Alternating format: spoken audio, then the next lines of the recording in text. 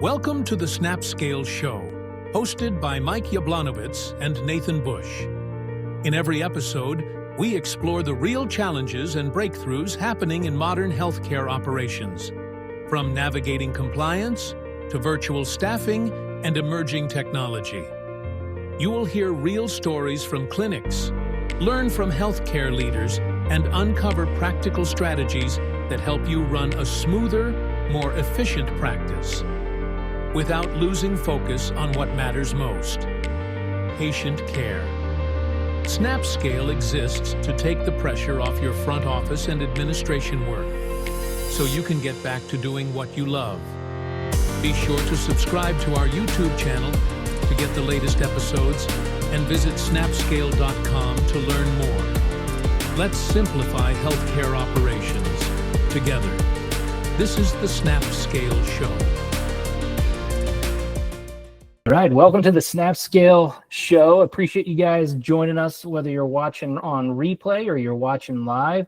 Being a part of a program like this always means a lot to our organization, because it's because of you that we even get to have a show or a program. And so we're extremely grateful for you guys attending and watching. But today, I'm sure the reason that you're here is to learn and hear from Chris Habig.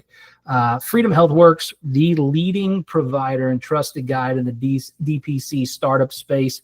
You're going to want to hear what Chris has to say in today's show. He's going to walk you through a journey and a transformation that's happening in the DPC space.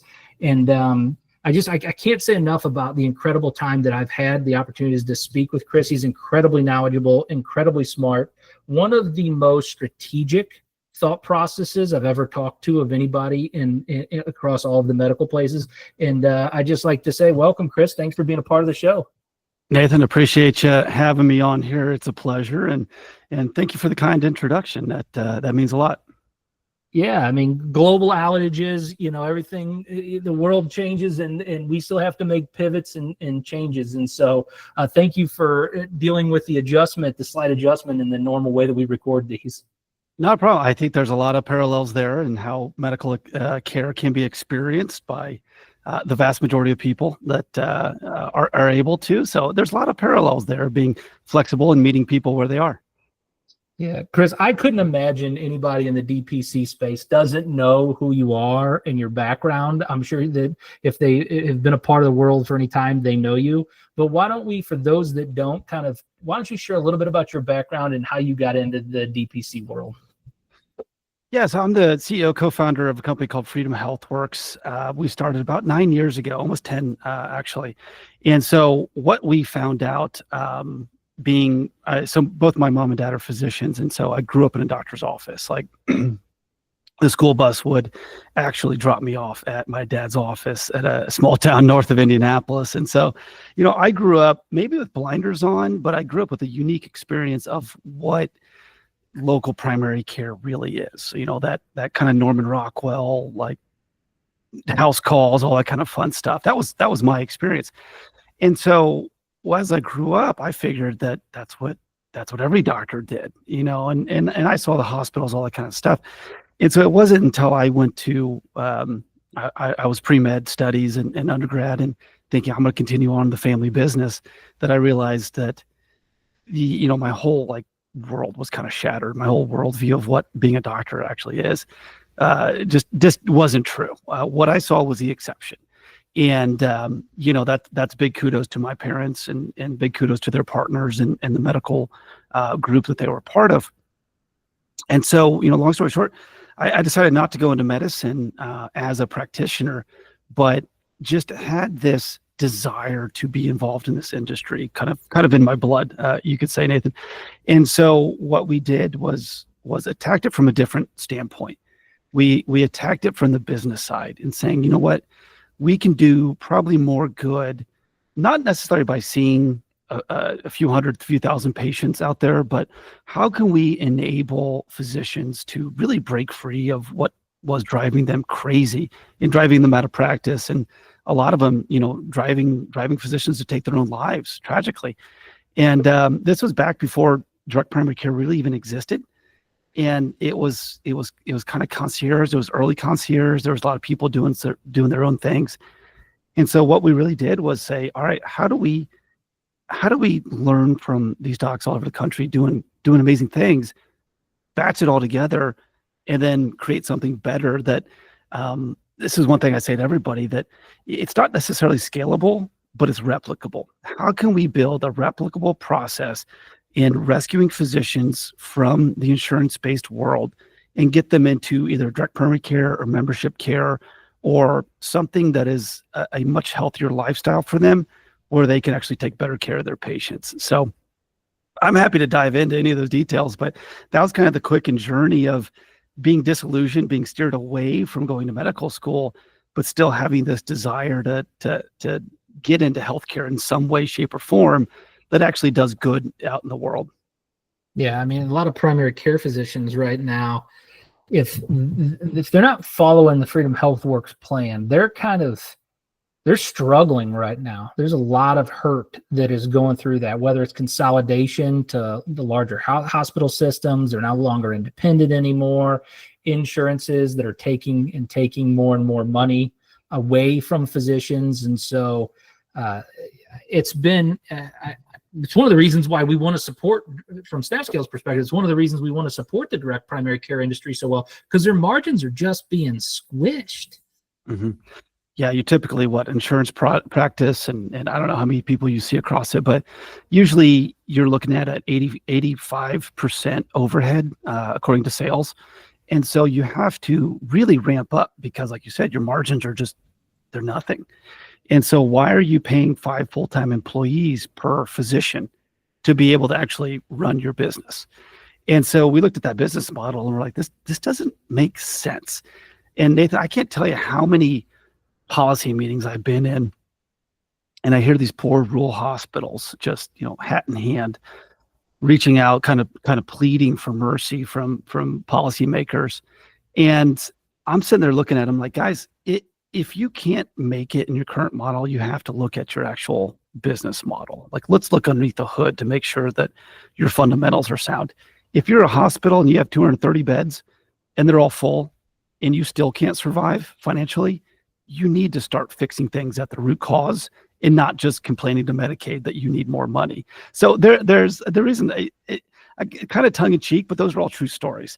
And so, to your point, I don't understand how primary care out there operates unless you're part of a large hospital system that is subsidizing you and making money off your referrals. I don't see how primary care is financially viable in any other scenario other than the model that Freedom HealthWorks helps physicians implement every single day. Yeah, it's crazy. You were talking about something in show prep whenever we were doing this. I don't know if you remember you said this. You said that plans don't scale, execution does. Do you mind kind of unpacking that a little bit for everybody? Because I thought that was so enlightening when you said it to me. So one of the things we do at Freedom HealthWorks is we have a startup program. And so we are kind of the concierge for the concierge physician. We have a 90 to 120 day process where we will help a physician start up their own practice. What we get asked a lot is, well, great, if I bring on a direct primary care consultant such as Freedom HealthWorks, why do I need your help? Because I can go get a free checklist, or I can go get a free business plan out there. And this is, answering your question directly, and that's great. In the DIY approach, when you go out and follow a checklist and it's a script and a piece of paper, that's wonderful. Some people can do that. But where people usually fail, where practices usually fail, is taking a plan and putting it into action. And that's the execution side of it. So when I say that you can only really scale up, and I use scale when I talk about practices growing, it doesn't mean like you're Google or Facebook and you have to scale up, to go from 1 million to $1 billion. What I'm talking about is going from 1 patient to 500 patients in an individual clinic. That is a pretty hard thing to do. And there are a lot of practices done successfully, but unless you're able to execute on all aspects of your business, you're going to have a very hard time. And so that is it kind of in plain speak, Nathan, that it's like, if you're a doctor and you think you can do everything to your business, great. I hope you can. But if you can't, then it is okay to go out and seek, professionals and seek people who do this every single day, but you got to choose the right ones. And you got to be very smart about where you put your investment, because there's a lot of ways to spend money that I would consider to be very dumb ways, dumb investments that do not add any value and do not help your bottom line at all. Yeah, when you look at a DPC practice scaling up from 1 to 500 patients, what are the top 10% of the people that you're consulting with doing that the other bottom 90% of people just don't get right? They're not trying to do everything at once. And what I mean by that is kind of the micromanagement mentality. Being raised by physicians, I think I can say this, that I can paint with a very broad brush, that there is a part of their personality where they need to be in control.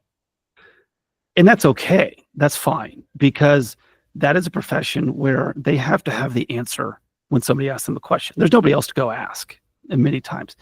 But that doesn't mean that you have to be an expert on your marketing plan. That doesn't mean you have to be an expert in your financial plan. And so when people do not succeed or they grow slower than they want to, what we usually see is a lack of willingness to plug their weaknesses with stronger players. And that doesn't necessarily mean you have to hire everybody, but there are systems now within the services that you guys offer, which are fantastic, that you can get experts and you can get the right kind of people at the right time to help you. And so I guess in summary, it's the ones that are very successful are the ones who are willing to ask for help and understand that they can't do everything. And they're taking kind of pride out of the situation. So they're saying, look, I'm not going to come out here and act like I'm the end all be all. I might be a really great doctor, but are you really great at, like I said, the marketing or financials or making those type of strategic decision making to put your business in the best place to succeed now and in the future. Yeah, and when you're looking at different practice models that are out there, how does a clinic know? You mentioned a couple at the very beginning, and I didn't memorize them, but you mentioned 2 different models at the very beginning. How do you choose a good practice? What does that even mean to choose a practice model? Number one, and then how do you choose a good one, Chris? Usually right now in our industry, there's 3 models, maybe 4. There's 3 models. One, you accept insurance. We kind of brush that aside. I think that's antiquated. That is causing a lot more harm than good out there. And it really goes against the Hippocratic Oath. If you're a physician and you accept insurance, you are incentivized to maximize your revenue. And many times that means that the patient is going to be having a lot of things that isn't like really in tune to what they need from a health standpoint.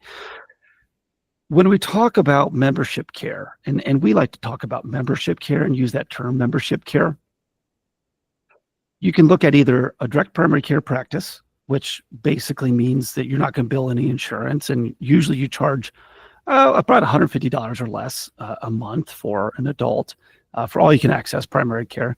Or you can do more of the hybrid approach. A lot of people use the term concierge practice at this point in time. To us, that means a hybrid where you're going to put a membership in and you're also going to be participating in Medicare or part of CMS. There are pros and cons to each one. Most doctors we talk to think that Medicare is some type of a safety net, and they don't want to opt out because this is kind of the bread and butter that they've experienced before. The ones that we really like to do are the pure direct primary care practices. Those are the ones that we have them opt out of Medicare completely. They can charge whatever they want to, because if you are still involved with Medicare and you charge less than what Medicare reimburses for a service, that's fraud. And so, we don't like to put people in a position to just navigate through a minefield. What we want to do is take a look at the minefield and either go around it or head the other way and be like, you know what, it's not worth it. Why even do that? Because there's so much more freedom on the actual pure membership model side of it, that a doc really needs to believe in themselves, but everybody can be very, very successful using that model. It's better for patient care. It's better for your staff. It's better for you.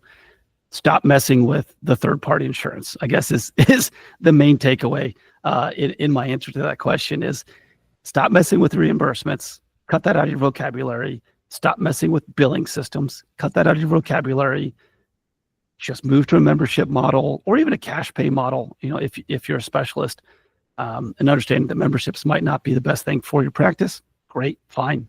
But let's free up the physicians to be able to be actual practitioners of medicine again, and then be able to get paid in a system that actually makes sense.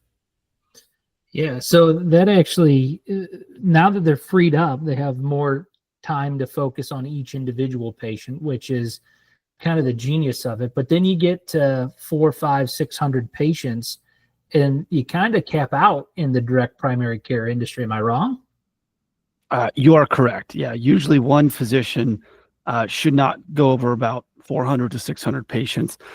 That depends how many days a week they want to see patients in office. But there's a couple different variables, but usually we see that sometimes somebody might say 800 for one physician, but that's a pretty heavy load without any type of support. Yeah. So then it's really focused, the DPC model really focuses on the patient experience. How are direct primary care physicians now, because they're not taking insurance, able to craft kind of a more engaging, a better patient-centric experience for the patient? I love that question, Nathan. And what I usually do is whenever we meet a new physician or prospect, I ask them to define the word quality. I think quality is a word that we hear tossed around a lot in healthcare. You hear quality of care, quality of medicine, quality metrics, whatever those are, and I ask them to define it. And we ask them that at the beginning of the process and at the end of the process. Maybe they've been practicing for a little bit. And the ones that have been in the direct primary care world and the membership care world will define quality by how much time they have to spend with patients. And another one of my favorite sayings is that medicine is the intersection of science and art. There is a reason why it's called the practice of medicine, because these people get better and better. They learn from experience. You ask any doctor, how can they tell if Chris is going to run into some problems, or what do they do? They say, well, your patient history is the number one tool that we have. What did your parents have? What did your grandparents have? I hate to say it in this day and age in 2025, but everybody's completely different, and that is a good thing. That is okay. Things that are affecting me are not going to be things that affect you or somebody else or different ethnic groups, and that's okay. And that's why you want a trusted physician to be able to look at you and really provide personalized, customized medicine. So when doctors are able to spend a lot of time with a patient and they're not rushed, they're not just throwing a battery of tests at you, they're able to actually look you in the eye and not stare at their computer because they're now glorified data clerks. You go back to the time that they spend with the patient, and lo and behold, we see lower surgery rates, we see lower hospitalization rates, we see lower testing rates, and overall that saves the system a lot of money, and it saves the patient a lot of money. But that to us is what really, like, how we define quality of care. And so that ripples over. You're going to take great care of those 500, 600 patients. Now, a lot of people will say, well, what about the other people that can't come and see you? And so, some of the detractors of the model, but this is the one type of model that is actually leveling the playing field for care access. And I know that's a hot button topic in any type of political year, is how we're going to access healthcare for people. And this is it. This puts the same price available for care, whether you're CEO of a Fortune 500 company or you are a school bus driver. You get the same level of care, of fantastic care, that anybody else would. And so this is the market system. This is supply and demand, and this is actually quality medicine. Chris, I relate this back. It's not the same thing, but I relate this back to the dentists back in the day. They had a decision they could make. They could jump into primary health insurance, or they could go this other route where now we have like these independent dental plans and stuff like that. But for the most part, when you go see your dentist, you never had a problem getting in. Your dentist to clean your teeth. They're not trying to upsell you a different service. They're only providing you the services that you specifically need. Like, I relate this back to kind of that time frame in dentistry when there was a big kind of break between major insurance companies and the dental market. Is what we're seeing going on in direct primary care, am I on the right path there? Is it kind of similar to what's happening now, this kind of independent movement away from insurance into kind of better, more holistic care about an individual? I think so. I think that's why people are doing it. Now, there's only a few thousand of these practices out there in the country. I saw that there's anywhere from, 1,500 to maybe 3,000 actual pure DPC, pure membership practices out there, which means that my firm has started 5 to 10% of all DPC practices out there in the US right now. And we have a 98% success rate, meaning 98% of the practices we've ever started and worked with are still in business.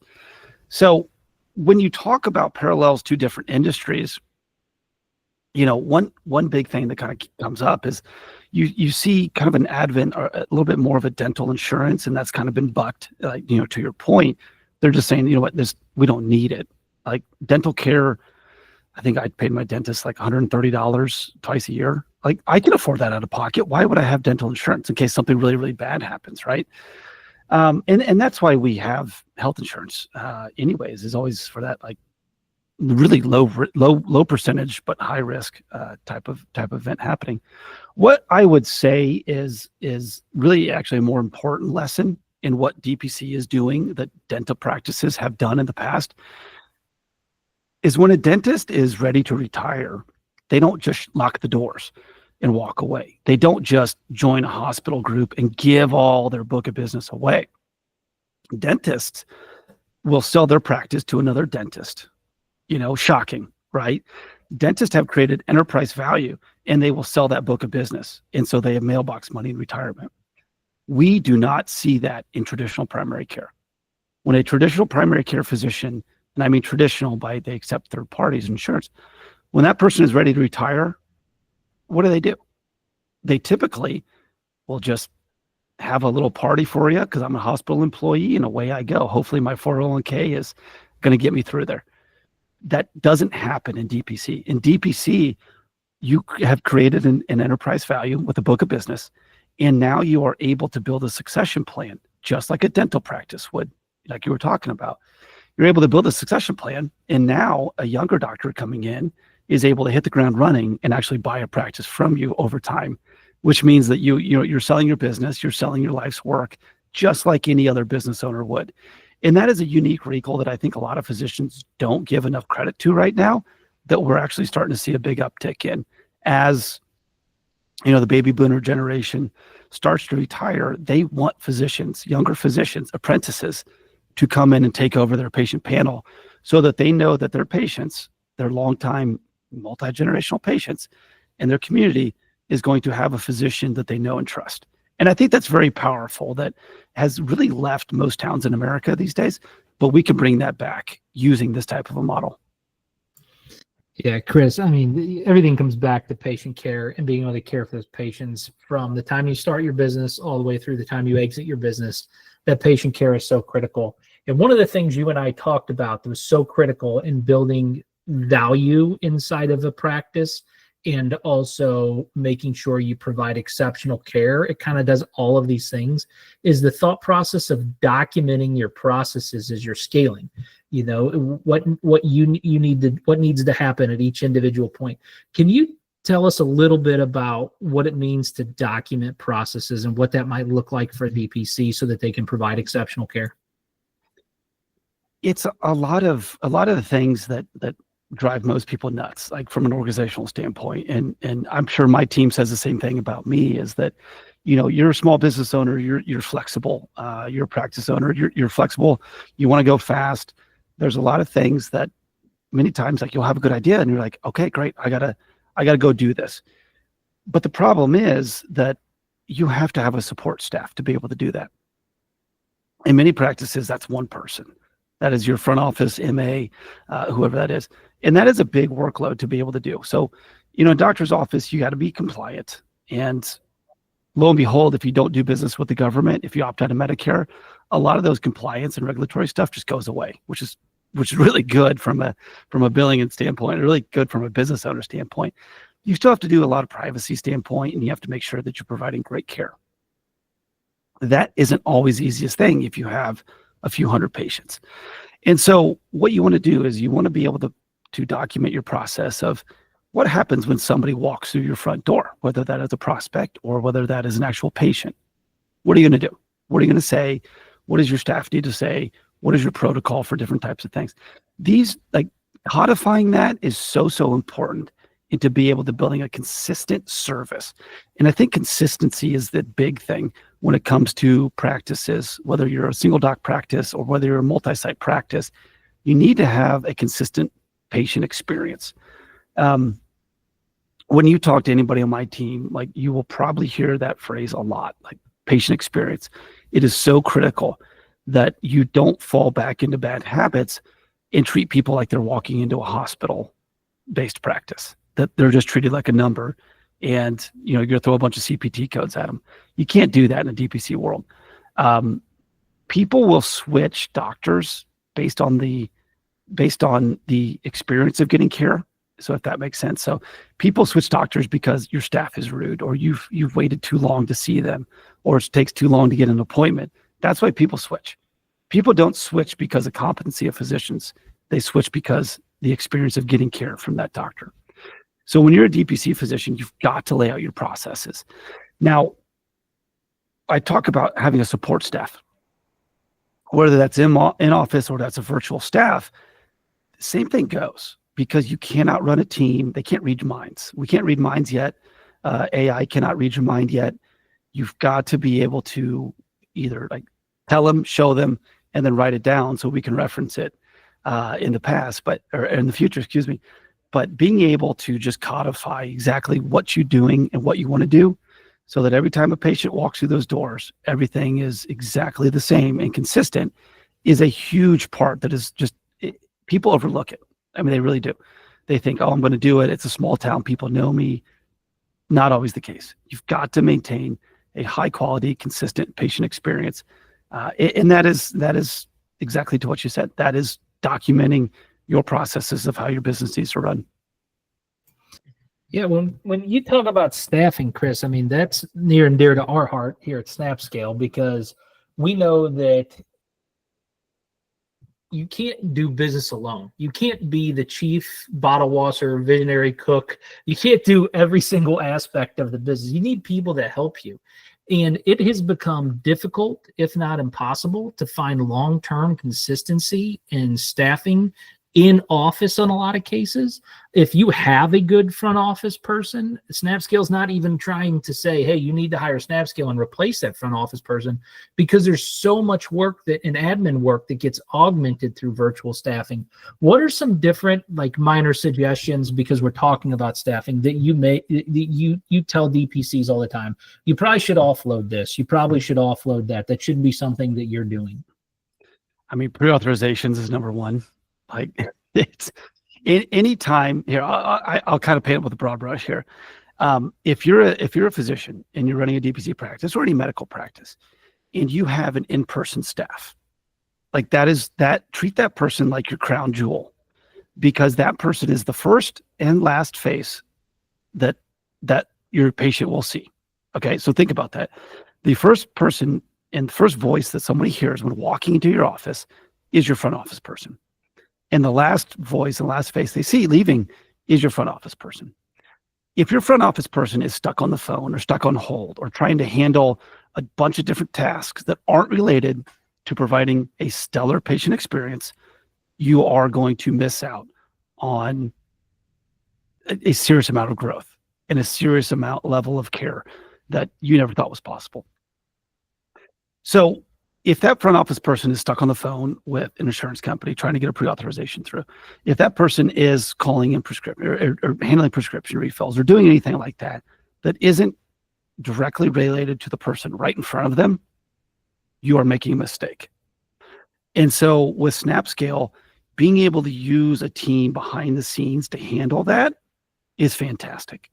what we like to do when on our practice management services is use Snapscale behind the scenes, but have somebody domestic kind of interpret what the physician wants, because being able to work with virtual teams is a skill set. It really is, and it's a learning process. For sure. Going back and again, like nobody can read your mind, and if there's a language barrier or a cultural differences, there's things that are lost in translation, and that's okay, and that's what makes everybody unique. But what we like to do is have somebody stationed in the US that will handle these task requests and make sure that, the VA team, the Snapscale team, and everybody we're using behind the scenes is able to actually understand what's going on. It's a huge capability that, I like to tell stories, Nathan, so you'll have to bear with me here. But, when we talk to practices about marketing, people will say, oh, I tried social media marketing, or I tried to do Facebook and it didn't work. And they just leave it right there. We've also had the same experience with physicians who are saying, oh, I tried to use a virtual team and it just didn't work. I couldn't get anything done. And, turns out they didn't really know how to delegate. Delegation's a skill. Working with virtual assistants, that is a virtual team is a skill. And so we can shorten that by having somebody from a Freedom HealthWorks team, be in between that and providing value and running a virtual team rather than just having that all on the doctor themselves. Yeah, I mean, over my career, I previously, Chris, I don't know if you know this or not, but I used to actually work for a hearing aid company, and we grew from 7 locations to 47 locations, and we utilized virtual staff members to help answer phones, take inbound calls, make outbound calls. One of the biggest things that I had found, as simple as this is, but creating a checklist for somebody and saying step 1, step 2, step 3, step 4, this is exactly what needs to be done every time. Another thing that I used to do is that's a hard skill, right? Like that's a hard skill for somebody to be doing. Kind of going back to our previous conversation, like building that out, a process, that's hard for a lot of people to do. Yeah. And to know what needs to be handed off in that process. And then the other thing is not every single day does this need to happen, but when you're first starting with a virtual assistant, a daily huddle and a daily exit, making sure that they got everything down that they need, that all questions can be answered, that they can have the roadblocks removed. And I know what you say. Well, now there's a barrier to having a virtual staff because now I got to have somebody to do it. That's the beauty of our work together, Chris, is that your team can be there to help and support that. Absolutely. Yeah. And lastly, one of the last things that I found with working with virtual staff that's so important is you got to treat them like they're one of your team members. You can't treat your virtual staff member like they work for a different company or whatever. You need to message them just like you would a team member, provide feedback and leadership just like they're a team member. You can't be in this position where it's like, oh, that Snapscale company, they provided the staff member that knows how to run my business. Exactly. And that culture, again, is something that the medical profession is not great at building. Most hospitals reward exhaustion, right? They want people to keep going. And that's it. You see this in residency programs. You see this in physician training programs. Everybody's tired, but you have to keep going, which is crazy because, we don't let our semi-truck drivers have like 6-hour shifts. Right? Like there's too much danger there built in, but yet we expect that from our medical providers. It scares the hell out of me. It really does.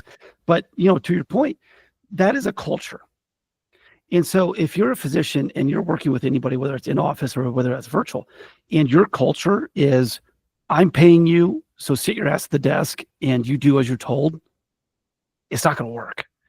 And so being able to build somebody up there and bring them in, I mean, they'll run through a brick wall for you, but you've got to respect them, no matter where they are, whether in the U.S. or whether they're overseas. You've got to respect them.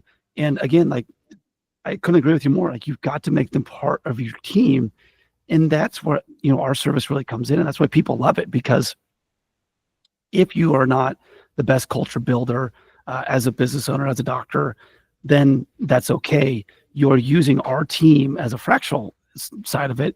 And our people know that they are loved and respected, and they will do the work, and we will make sure that that work gets done in a way that makes sense to both the practice and to that individual who's doing it.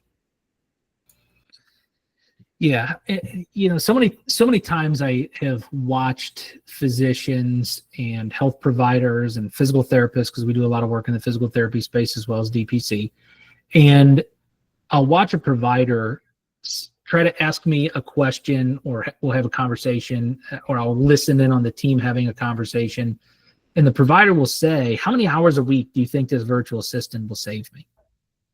And I always want to jump in and say, I don't, but I always want to jump in and say, this virtual assistant's not going to save you any time. That's not what they're designed to do. What this virtual assistant's going to do is to do the administrative work that's falling through the cracks. This virtual assistant is going to answer the phone call that is getting missed by either yourself or your staff member. This virtual assistant is going to do the grunt work of putting everything into your EMR system from your AI transcribed notes and make sure that the labs get ordered properly. Like, that's what the virtual assistant's going to do. They're going to do the work that has been sitting there for days and days and making your people upset and angry and leaving and going to a different DPC. Yep. I love to remind all of our clients and physicians out there that about the concept of opportunity cost. Most physicians say, like, yeah, I kind of understand that, but what does that really mean? And pure and simple, a doctor's time, it varies by markets and specialties. But say a doctor is able to make $200 an hour seeing patients and providing care, saving lives. What I do is I say, all right, if you don't want to hire this out, is this something that is worth $200 an hour? Would you pay that to do this kind of a task? And the answer is going to be no, every single time. Is it, everything you just said, Nathan, is that worth $200 an hour? And they're going to say no. And I say, why the hell are you doing it? And then they kind of look back, be like, I never thought of it that way. The other thing they'll say, well, I don't have the budget. I'm a new doctor. I'm a new practice. I've got 20 patients, 30 patients, 50 patients. And I say, great. Your best time, if you're not providing care for $200 an hour, you need to be going out there, making phone calls, talking to people. You are your best salesperson, hands down. We do a lot of marketing and sales services from our standpoint, but every single new member in every single of our practices across the country, that final close is between the doctor and the patient. We will set them up. We will educate the patient. We will put them on your calendar, but the doctor has to be able to do the final sale. Like, that's non-negotiable if you want to work with our team. So when you talk about opportunity costs, what is the cost of actually sending a fax in that, a doctor's providing or doctor's doing versus that doctor going out and doing a Chamber of Commerce meeting or talking to business owners? That's where we need to really emphasize to doctors that they need to be spending their time on their highest and best function, whether it's saving lives or growing the business, and not doing the task-based, kind of back office stuff that is absolutely crucial, but not the best use of their time. So it all comes down to opportunity costs when we talk about this with our clients and prospects. Yeah, I couldn't have said that better myself. I mean, what a great way to help a provider right now, whether you're watching, no matter what industry you're watching in, think about their time. Your time is, we all have the same 24 hours in the day. I heard this said one time. We all have the same 24 hours in a day. Yet some people in your industry, your direct primary care industry, they're extremely successful. They have you heard Chris, between 500 to 800 patients, whatever the magic number is that the industry can determine. They have a big book of business. They've grown a mega business in the DPC industry, okay? But they have the same 24 hours you do. They did something differently. Probably, well, you heard Chris say probably 5 to 10% of them, they all hired Chris's organization to help them set this up so that they can achieve that level of success in the DPC industry. Now, with that said, you only have those same 24 hours in a day.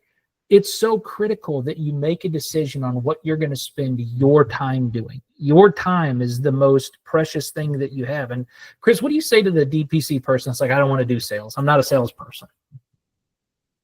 Yeah, most people aren't. That's okay.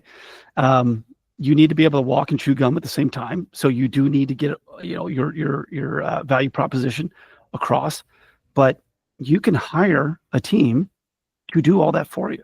And it's not that expensive. So like I said earlier, like, you have to understand and recognize your weaknesses and then plug the gaps.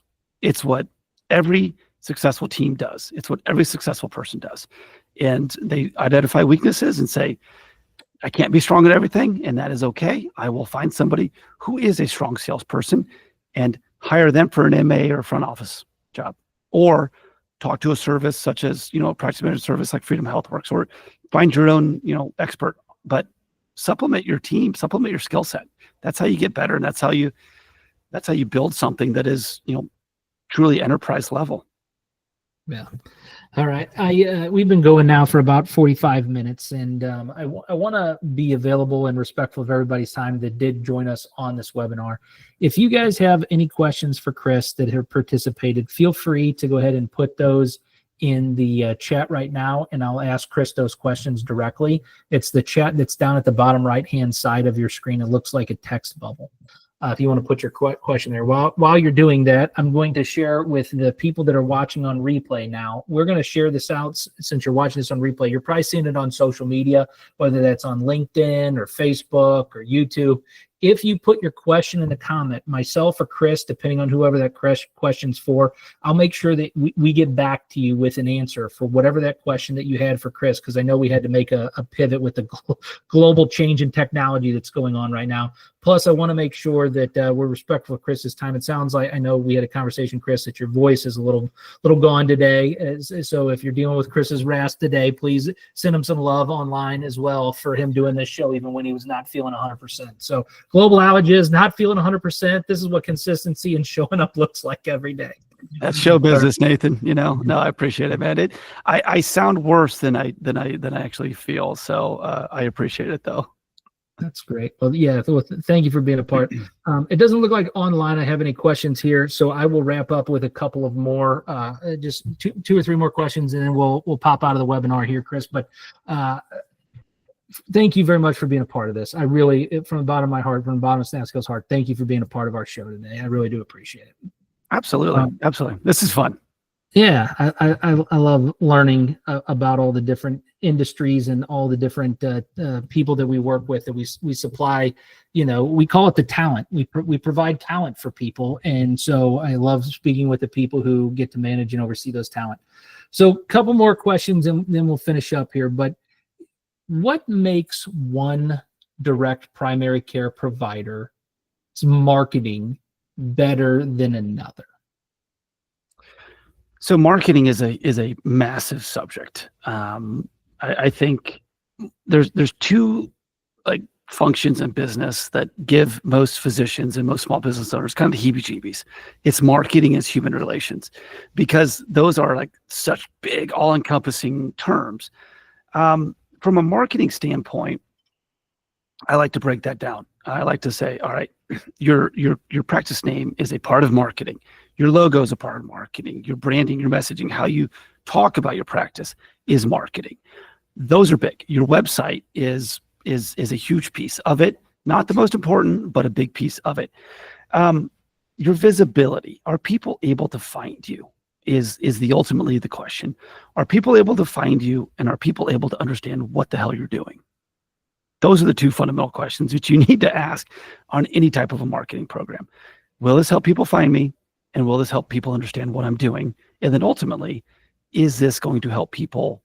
Is this going to be easier for people to buy what I am selling? Most practices that struggle have a no anywhere in those three questions, essentially, right? Can they find me? Can they understand it? And is it actually easy to buy? Can they buy it? If you can't answer yes to all those, that's going to be your marketing's broken somewhere in there. It is usually concise. It is usually easy to use, and it is usually easy to talk about. Most people will purchase medical services after a consultation with their family. And so are you equipping people for the second sale? Are you equipping a mom or a dad or a husband or a wife? Are you equipping them to be able to go back to the dinner table and say, hey, I found this really cool doctor's office. Here's why I want to join. If you're not, you're going to lose. And you kind of keep it simple in that, but there's a lot that goes into that. And so, we see a lot of like DPC marketing oriented companies coming out here, and that's fantastic. And they're doing great because we need more people who are focused on DPC as an industry, and not just somebody who doesn't live, eat, and breathe this industry every single day, because people will waste money with those types of firms. So, make sure you can answer all those questions when you're working with somebody to build a website or build your logo, build your branding, all that kind of stuff, because it all builds on each other. Yeah, absolutely. Eric online didn't have any questions, but he did want to say a big kudos to Chris for his work in the DPC space. It's the fix that's broken the healthcare from a broken healthcare system. Thanks for being more aware, bringing more awareness to this amazing model. So thanks for sharing online, Eric. I totally appreciate that. And yes, I mean, that's one of the reasons why we wanted to have Chris on the show. It is so incredibly important that we bring more awareness to the DPC industry, because we do have a healthcare system that is not working the way it's supposed to. And so that's why politicians argue about it. That's why people argue about it. And I love the fact that Chris said, I'm going to help participate in doing something about it. And so that's a big kudos to Chris and Freedom Health Works. I really appreciate that. All right. So we talked about a lot of things in this show so far, Chris. And like I said, I only had 3 more questions. We're going to close up. So we talked at first about, the model that was stuck and what they can do. We talked a lot about the patient experience and how to craft a good patient experience and things that you can do. We gave some practical tips and insights about how to work with virtual assistants and how to work with virtual staff, but also work with your individual team members. And we talked very high level about marketing, and you gave your 3 questions that a physician needs to ask themselves if they need help with their marketing or not. Why should somebody, if they're watching this show after everything we talked about, have a conversation with you, Chris, or your team? It's kind of hit the easy button. The physicians that work with us, they kind of fall into one group, and that is our physicians that know their value, know their time, and understand that they're not going to be responsible for doing everything. And so when I say, hey, we are a DPC consultancy platform that does the startup for you, we're pushing buttons and pulling dials. It's like I said, it's not a checklist.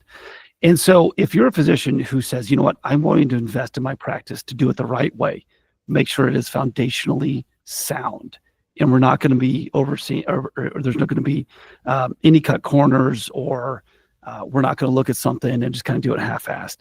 Those are the people we love to work with. And again, those people are the ones that want to actually change how healthcare is accessed in their communities. So if you're a physician and you're interested in doing this, you want to do it the right way, and you want to invest in your practice to make sure it's foundationally safe and sound, give us a call. And we'll run you through our program. We utilize a 4-phase program. So phase 1 is kind of like our preview. What we do in our first phase is what we call our feasibility study. And so we will actually generate you a local marketing report, a market research report, And what that does is actually look at your local area. And that gives you guidance on who your target demographics are from a patient standpoint, where are you going to find them, what type of partners you're going to have from medical practices and ancillaries out there. And then it's also going to help you with your pricing. Pricing and location are the number 2 questions we get, or the top 2 questions we get when it comes to uncertainty of starting a DPC practice. What should I price, and where should I put my practice? That's 1 and 2.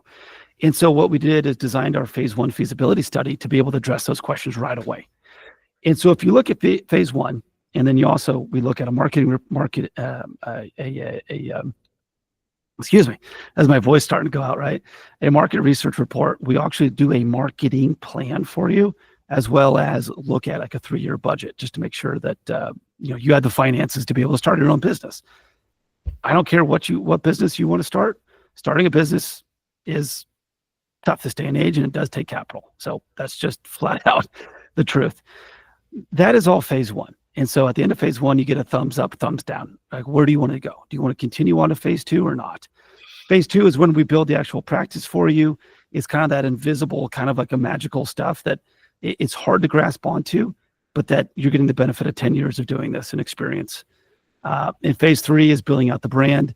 And then that's it. You got a brand new practice. Phase 4 goes into practice management services, and then what an ongoing relationship looks like to make sure that your local practice is able to scale up from 1 patient to 500. So it's a pretty self-defined process that people really like, because it gives them all the information they need to be able to say, yes, I want to keep going, or no, I need to hit the brakes and save up money or look at something else or change strategies.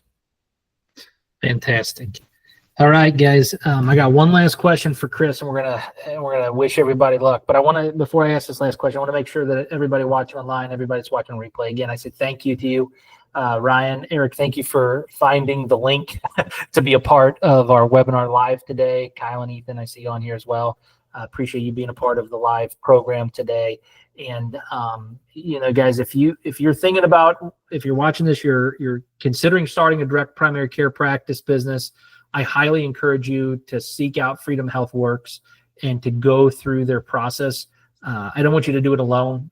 I don't want this to be a scary process. Just talk to somebody that can help you, and Freedom Health Works, that's why we had them on this program, was available to help you.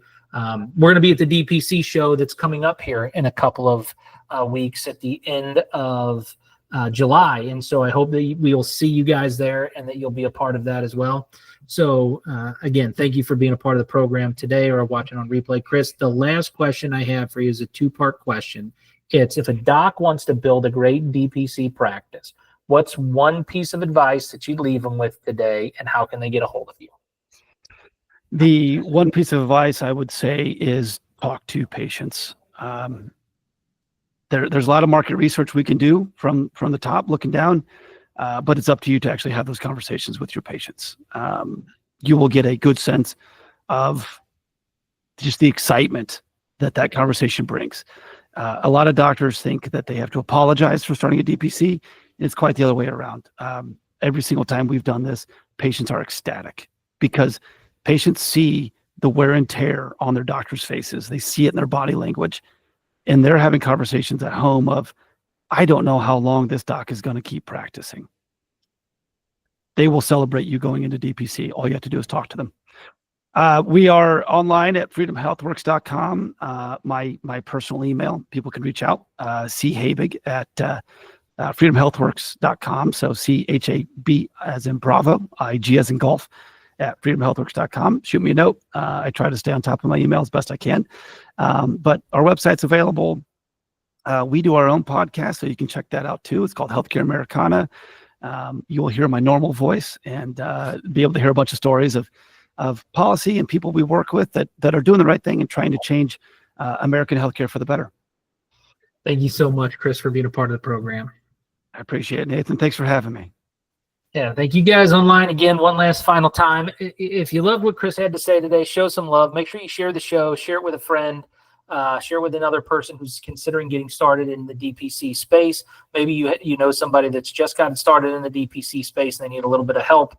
Make sure you share the show with them, and make sure you give some hearts. You give the thumbs up. You do all the social media things that you need to do to like the show. That will make sure that the show hits the different algorithms from a marketing standpoint. I'm just now learning about all those different things in social media that Chris is so well versed in. And so make sure you do those things online and comment on the show. The one thing I want you to take away today is what you put in the comments. So whatever it was that you learned, that was improved upon, that you thought was impactful, put that in the comments. And again, we'll respond back to those from Snapscale. And you guys have a great afternoon. Thank you very much.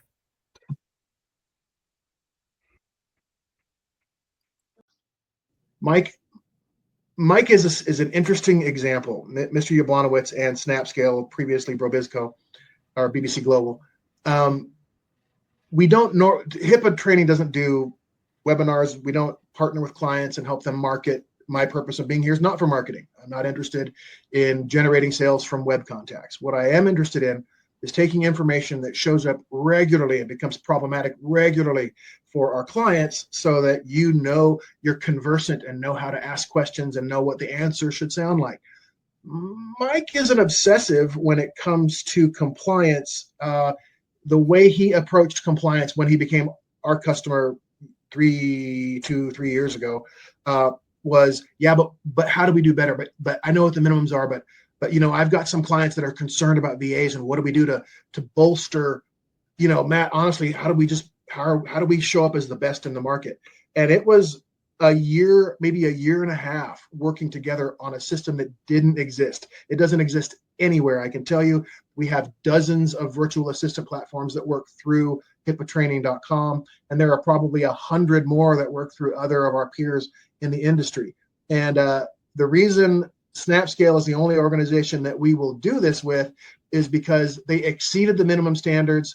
Then they exceeded what were considered exceptional standards. And then they started creating their own standards that are so far and above, they're so beyond the pale that it's going to generate a new standard in what is considered remote virtual healthcare.